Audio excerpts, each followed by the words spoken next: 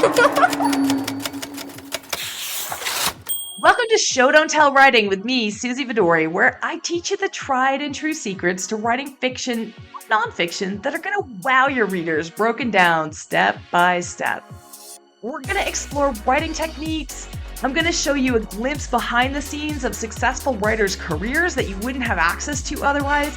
And I'm also going to coach writers live on their pages so that you can learn and transform your own storytelling.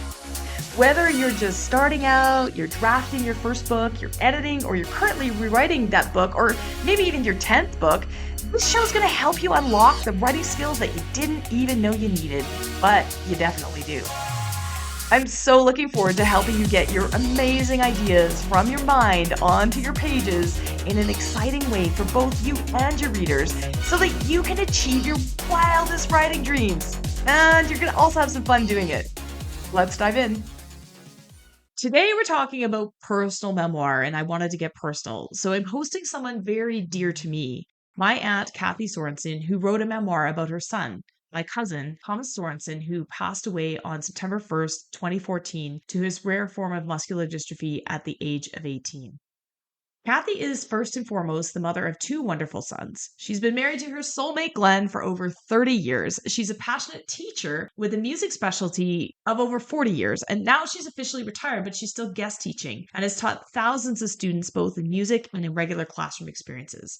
Kathy does nothing halfway and exceeds in whatever she takes on. She loves music and gardening and cooking and baking. She's extremely caring and loving, and she gives back to the community through volunteering. She's a volunteer board member with Easter Seals Alberta, which was a cause that was near and dear to Thomas, and has also volunteered with the Calgary chapter of Muscular Dystrophy. This past year, she also made number one on the bestsellers list with her new memoir about Thomas, Living in the Land of the Uprights. It's a nonfiction story about him. And Kathy hopes to inspire and encourage others in all walks of life as she shares the love she experienced in raising this amazing person, Thomas. He was smart, caring, and a huge inspiration to so many, even during his short life. His life was selflessly devoted to helping others and spreading awareness for disabilities. He was a public speaker and a public figure in his own right.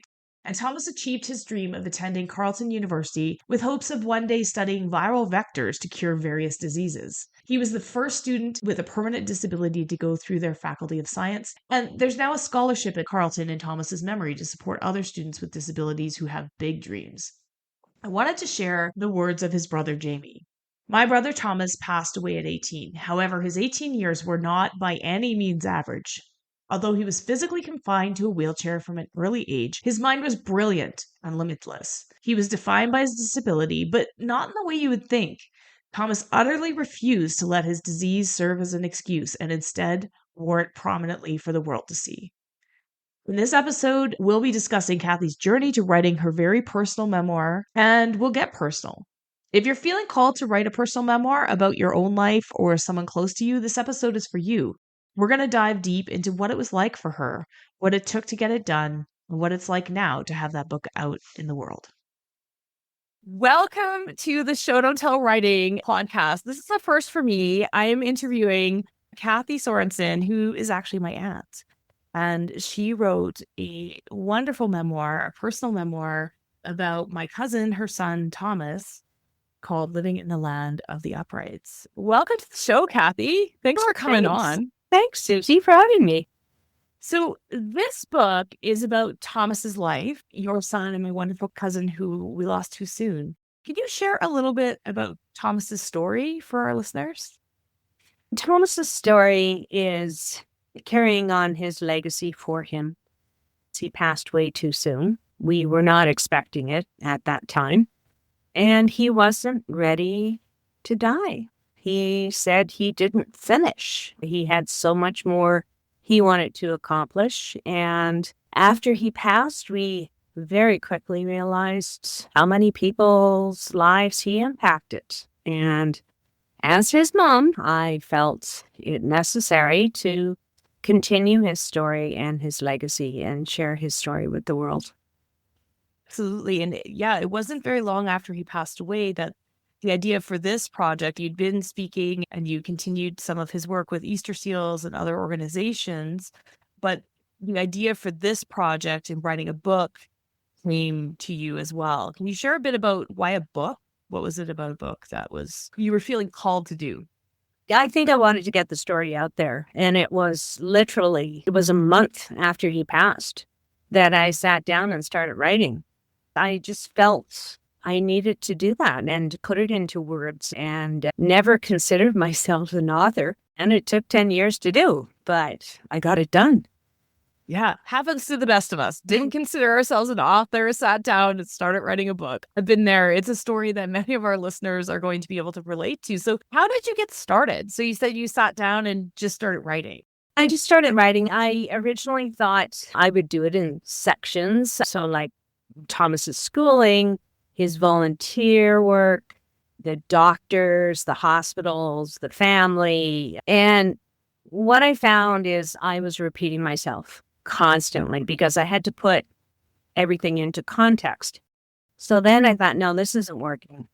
So I ended up doing it chronologically, and I tied everything together all in one. And it seemed to make more sense that way. Yeah, absolutely. And it does. Sometimes these things come out in journal entries or you start writing. And that's really common. And I think a decade ago, I wasn't doing this work, and we talked about it, but I wasn't doing this work. I wasn't working with nonfiction writers. And so I didn't have the process that I have now, but you're absolutely right. That's really something that a lot of writers come to is they think of it in chapters, or they come to me with a table of contents and they say, these are the topics, but it is hard to not repeat yourself when you're trying to do a topic. And so it has to have a thread. And even though it's a memoir for lay people to read it, it is really awesome to put it into a story so that we can really see it laid out about how everything's interplayed. So yeah, it ended up being a really great way to lay this story out and walk us through. Okay, so the book is Memoir, but are you the main character in the book, would you say, or is it still Thomas? Because it's a little bit tricky. Obviously, it's not him. We think of memoir as writing about ourselves, and sometimes it is writing about a loved one. So how did that relationship end up being in terms of writing about your story versus writing about Thomas's story? Or how did that end up? It is about Thomas. Yes, there is a little bit of background, what was happening in my life and my family's life before Thomas arrived in our world. Yeah. I also have other voices. My husband, Glenn, wrote, and his voice is in there. Many of Thomas's friends' voices are in there. Some family members are in there. I opened it up. I invited people to write about Thomas. And so it's neat in that I inserted their stories to match what was happening in Thomas's life at that time in the book.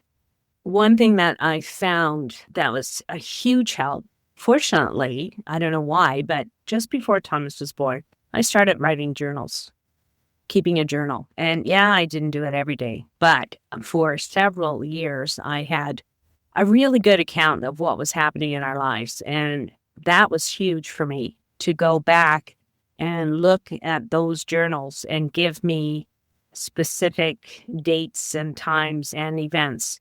I found when I was writing, Glenn would read what I wrote and he'd say, "Oh no, Kathy, that is not what happened." And I was convinced in my mind it was. That happens. Yeah, that happens. All the time. Fortunately, again, I went back to the journals and I was able to say, "Look, Glenn, here it is. This is the date and this is what happened." But there were times in the story in Thomas's story, that Glenn and I remember things so differently.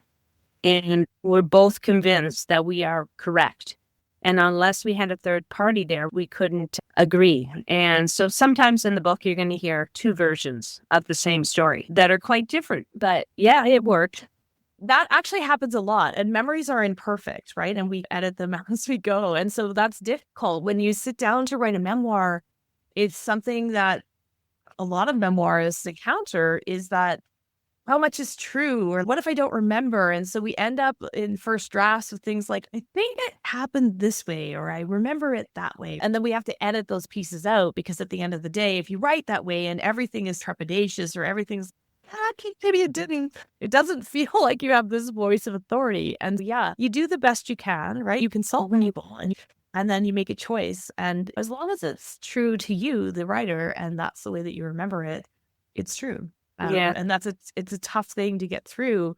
is how much of this, and obviously you have to caveat it and say something like places and names may be different, or because there's things that you have to do to take license to make the story work. Yeah. Did you have to do anything like that? I did ask permission from a lot of people. May I put your name in, or may I tell your story, or that sort of thing.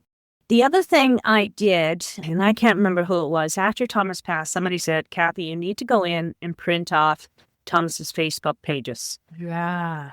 And thank goodness I He's did so that. popular. He was, I'm just saying there's so much there, and people, and even after he passed and even today, sometimes I get notifications of people writing to his page, right? Exactly. And so what I did, I printed everything out. It was a huge binder in the end. But that also helped me with the book because it helped me put things on the timeline. But it also, Thomas with his humor, allowed me to have his voice in the book. And so if he was doing something in particular, he would comment on Facebook about what was happening that day. And so many of them are hilarious. I think of so dry. My friend Greg and Thomas went out on the lake in the wintertime, and Greg was skating. And of course, Thomas was in his wheelchair. And my heart, I mean, it just about leapt out because here's Thomas doing wheelies on the ice in his wheelchair.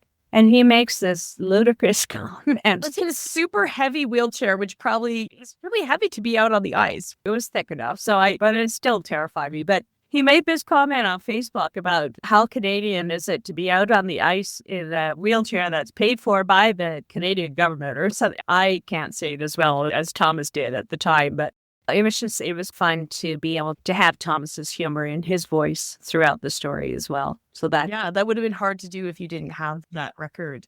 Okay, so this is great. I was going to ask you later in the interview, but because we're talking about Thomas's sense of humor, living in the land of the uprights, can you tell me about the title of the book? How did that come to be?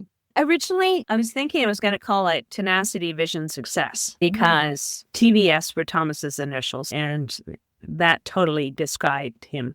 And then as time went on, we did find out through his friend Greg again that for many years, Thomas secretly called anybody that was not in a wheelchair an upright.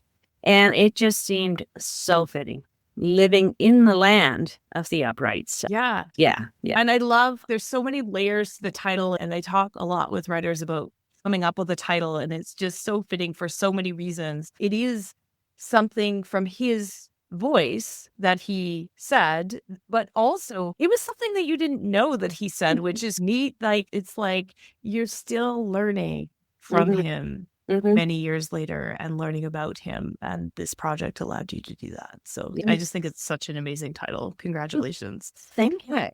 So what is it that you want? Yes, we want to keep his story alive and everything else, but what was it that you want readers to get from this book? What is the message that is the reason that you wrote the book? What do you hope readers will read it and know or think or feel afterward? I want to believe that this book reaches out to pretty much everybody. When you look at, dare I say, a normal family who have children who have no disabilities, no conditions, nothing, and they read Thomas's story, they see this kid in a wheelchair with daily challenges everywhere. And I look at kids and sometimes they feel like they have it so hard. And, oh, poor me. And they just don't realize that they have everything it takes to move ahead in the world. And if they read Thomas's story, they maybe could be inspired. So there's the teenage kind of thing there. Caregivers, because, you need patience. And families with children with disabilities, number one, you're not alone. Number two, maybe there's something in the book that will give you some hope, give you some encouragement, give you support. And for the general public, when some people saw Thomas in a wheelchair, they would look at him and totally ignore him or give him a look. And some people would say, he's a hopeless cause. He's in a wheelchair. He can't walk. Hopefully putting those kinds of ideas out of people's heads and making people with disabilities feel welcome and just say hi, smile, open up a door for somebody, see if you can help in some way. There's so much to give out there and so much you can do to make the world a better place. Yeah, absolutely. I love that. So the book has been out for about a year now. What's the reception been like? It's been really good. Anybody that has read it who has contacted me in one way or another has been extremely positive. And they're like, oh my gosh, I couldn't put it down. These kinds of comments, it made me laugh, it made me cry. And I can't believe what you as a family went through. And Thomas achieved so much in his young life. Everything's been very positive. I did a guest speaking engagement at the Alberta Nurses Association, and there were 250 in attendance. And for me, it was super overwhelming because there were so many people there. And I wasn't expecting the response, the live response. People laughed out loud. People gasped. They broke into applause probably 5 or 6 times. And I got a standing ovation at the end. There were people crying. And let me just share with our listeners, Kathy is a teacher, but she's a music teacher. And so she's no stranger to the stage. She puts on performances every year with her students. And she's since retired from full-time and is working part-time. But this is not like you were overwhelmed because you were on the stage. You were used to speaking in front of people, but this was different. Oh, this was so different because it was very personal. And when you go out there, at least me, you think, oh my gosh, should I really be here? Do people really want to hear this story? And that just solidified for me. It gave me affirmation that, I need to get the story out. I'm just waiting for the right person to read it. So it just explodes. And it's a lot of work. And thanks to you, you've given me some tips on what to do and whatnot. But wowza, to put yourself out there and try to sell it. It is a lot of work. And as I say, I'm still waiting for that right person to get their hands on it and go, wow. Yeah, that was what I wanted to lead into this discussion is it's surprising to many writers because we think that writing the book and making it the best book that you could be is all there is to it. And there's a whole lot more once the book comes out to get it into readers' hands. And that process is frustrating at times, but baby steps and it builds, right? Every little thing that you do and every time that you go out there and put yourself out there, that's 250 more people that are going to spread the word for you. Exactly. Yeah. And I've tried a variety of things. I have emailed a pile of libraries across Canada, and that's very not consuming in itself. I did a radio talk show with Linda Olson a couple of weeks ago, actually last week, and I was really nervous, but I think it went well. I think it went great. And the thing is, what's interesting for me is that Thomas paved the way for so many of these things. He was, I don't know if he was interviewed by Linda. I think he was at some point. Linda by, growing up. By that organization. Like Thomas was on TV often. And Thomas spoke in front of huge audiences about his personal challenges on the regular. Like he did these things and did them well. Yeah. So even though he was very young, he was already an advocate. And it's some big shoes to fill that you're doing now. But he would be, something that he did. And it's hard to put yourself out there. Yeah. But it is very satisfying. And the odd time I might get an email or a text or somebody reaches out and it's, wow, okay, this is why I'm doing it. Absolutely. So what can you share with me? Because I wasn't part of all of this process. I don't know what Kathy's going to answer, but what's that you learned about writing along the way that helped you move this book from journals and notes and that repeating scenarios to the form that it ended up being published in? Is there anything that you can share with listeners who are writing their memoir or thinking about writing their memoir? What are the things that you learned along the way? One thing that inspired me, I had literally just started writing it. And I ended up going back to teach in November. And our principal that year gave the staff a copy of Wonder by Palacio. And as I was reading it, I was like, this is exactly what I want to do. I want to have those different voices in there and the different viewpoints and whatnot. And so at the time, my husband, Glenn, I love him dearly, said, Cabby, you're not a writer. You can't do this. We need to hire a ghostwriter. Oh. So You did it. I emailed Palacio and amazing. I said, I want to write this story, but we're thinking maybe a ghostwriter and any suggestions. I told her about Thomas and his passing and never expecting a response. Amazing. The very next day, I get an email back from her. And she gave me the inspiration. She said, Kathy, I Googled your son. I read some of the articles and saw what was on Google, and amazing story. And you have to write this story. So that was my first step. I was inspired by her. She gave me the confidence that, okay, yeah. So I started writing. I did hired somebody who had an English major because I did not consider myself, as I said, a writer. And I had her kind of going through and fixing whatnot. And then much later, a parent of mine from one of my schools is also an author. And he kind of said, yeah, I don't mind taking a look at your draft and this sort of thing. Yeah. What he taught me was huge. He taught me so much. But the one thing he taught me was show us, don't tell. Yes. Thank you. You're on the Show Don't Tell podcast right now. And so, yeah, you preach to the choir here. That is probably the biggest thing I learned. He would make me rewrite and rewrite. And so I had to add all these details. And it was really cool because I did have several people come to me and say, wow, when I was reading about this one thing, I felt like I was in the room with you, which is really cool. And magic. Yeah, exactly. I did have one person say there was too much detail, which I found surprising, but I'm not going to let that person be. You know what? There does come a time when we show too much, but most writers are light years away from. Because I wouldn't shy away if they felt like there was too much detail. Maybe they just aren't. Maybe it was a long book for them to read. I don't know. But okay. That is amazing. I am so glad that you got that advice because it is exactly right. It can take your writing, especially in memoir, when we're trying to represent something that really happened. That feeling of really being there is what you're going for. That's what makes it. And I say it's magic, but it actually isn't magic. It's science. And we turn that around and it's how readers' brains work. And if we can make them feel like they were there, that's when we feel that empathy, which is one of Thomas's big things that he spoke about was empathy. And that's when we can feel empathetic. And I'm using that not because it's Thomas's story, but because it's every story. We want to walk a mile in someone else's shoes, and we want literature and books to actually open us up to different experiences. And yeah, that Show Don't Tell, I call the podcast that for a reason. I could geek out about it all day long. Best advice you could have gotten.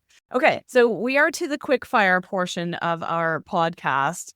And I think we answered this question already, but I'm going to put it here again. How long did it take you from the moment that you decided to write this book until it was published? 10 years. 10 years, yeah. But I was working full time.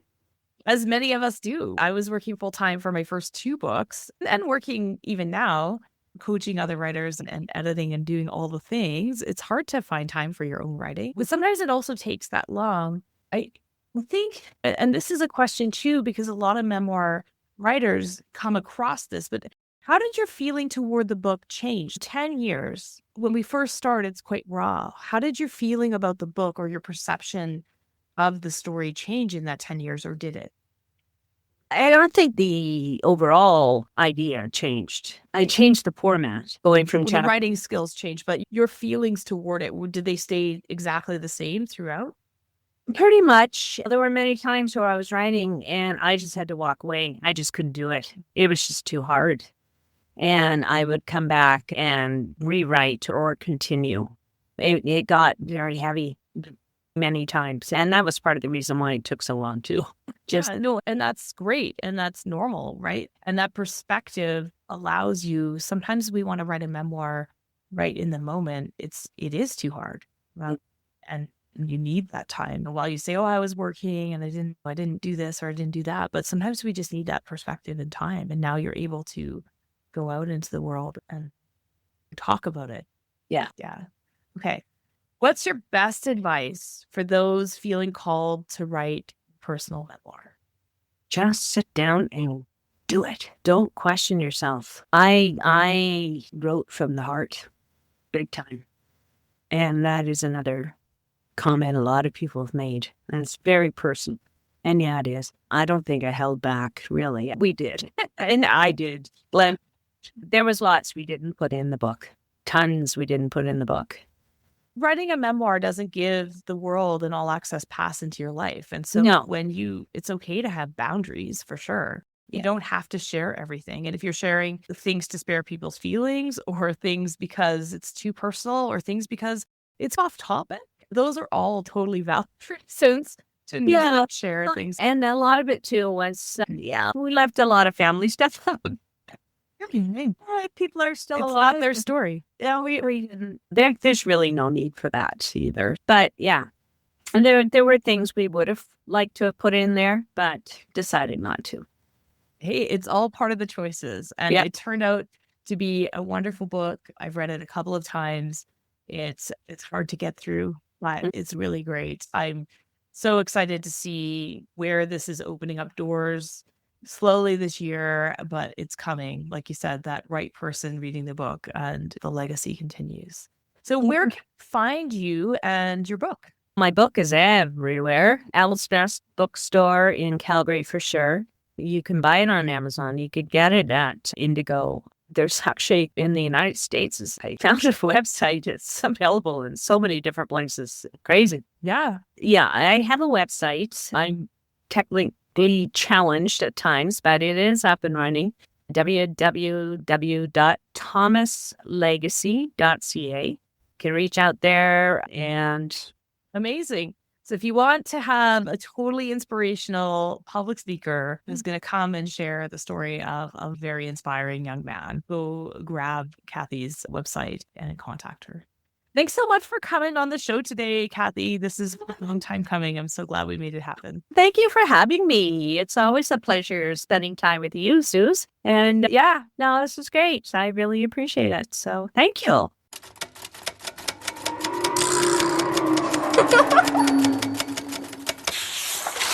Thanks for tuning in to Show Don't Tell Writing with me, Susie Vidori. Help me continue to bring you the straight goods for that book you're writing or planning to write. Please consider subscribing to this podcast and leaving a review on Apple Podcasts, Spotify, or wherever else you're listening. Also visit susievidori.com/newsletter to hop on my weekly inspired writing newsletter list, where you'll stay inspired and be the first to know about upcoming training, events, and writing courses that happen in my community. If you're feeling brave, check the show notes and send us a page of your writing that isn't quite where you want it to be yet for our Show Don't Tell page review episodes. Remember, that book and your writing is going to open doors that you haven't even thought of yet, and I can't wait to help you make it the absolute best. If you're feeling called to write that book, keep going, and I'm going to be right here cheering you on. See you again next week.